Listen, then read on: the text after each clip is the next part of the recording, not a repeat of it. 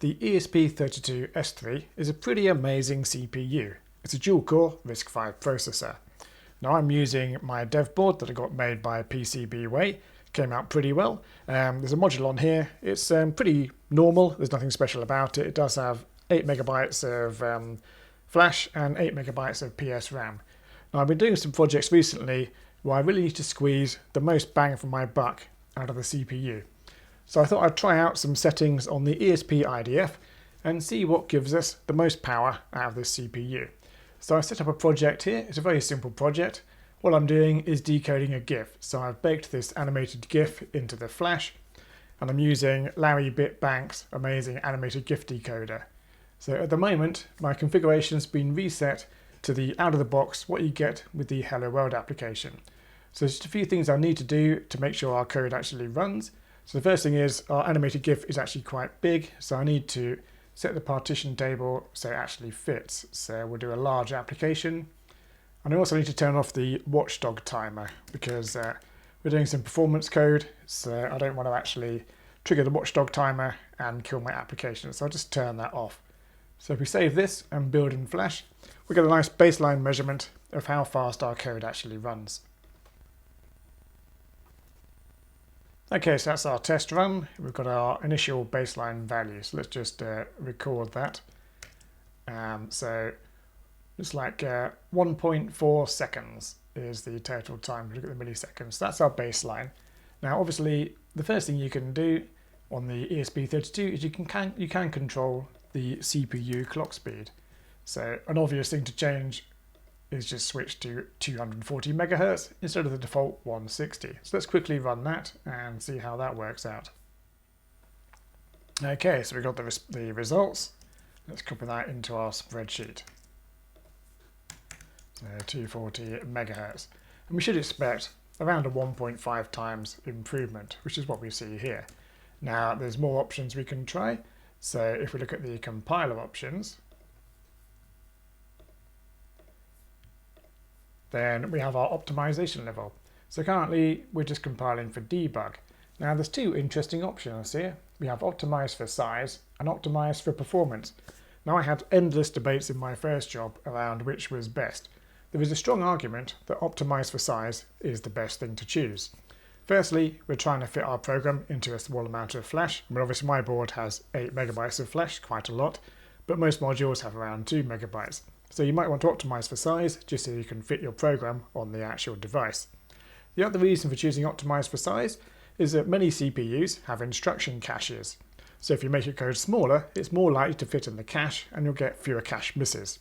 So let's optimize for size first and see how well that works. So there we go, another improvement. So we're even faster.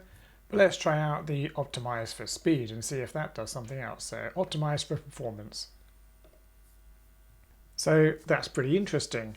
Our time's actually gone back up. So maybe the arguments for optimize for size are actually quite valid. So let's switch back to optimize for size. That seems to give us the best result. Now, the other interesting thing we could do is we are reading quite a lot of data from Flash. So we have an embedded GIF and it's quite large. Now, an interesting setting we can try changing is the Flash SPI mode. So by default, this runs on DIO. You can change this to QIO. Now this is interesting because it controls how fast the chip is flashed, but also how fast code is run from it. So if we save this, let's see what effect it has.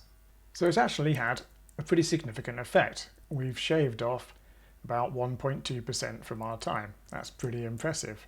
Now there are some even more esoteric options. So if we look down at the CPU section, if I can find it, so there's all of these cache configuration options. So we can bump up the instruction cache size. It defaults to 8 ways.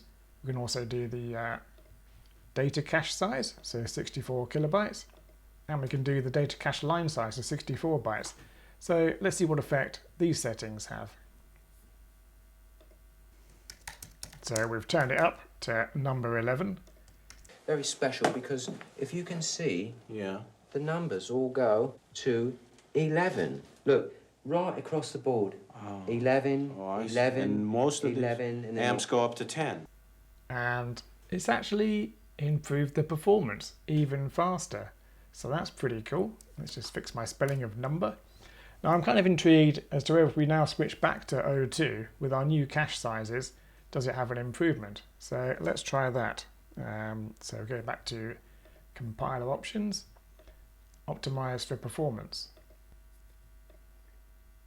So in theory, bigger cache sizes should mean that we get the benefits from our optimized for performance without needing to optimize for size, because our code should now fit in the larger caches. But let's see what actually happens. So that's very interesting. I mean, it has improved our O2 value. So before it was 962 milliseconds, it's now 933 milliseconds, but it's still not as good as O small, plus all the other changes and the caches, which seems to be our winner. So that's pretty interesting. So I think that's our best combination of things. So optimize for size, turn the caches up to maximum, obviously 240 megahertz, and switch on QIO if you can. So pretty interesting. So I think this is our #1 winner. So I will use that for my performance critical code from now on. So pretty interesting. Thanks for watching. Well, I hope you found it interesting. It was a bit code heavy, but interesting for me.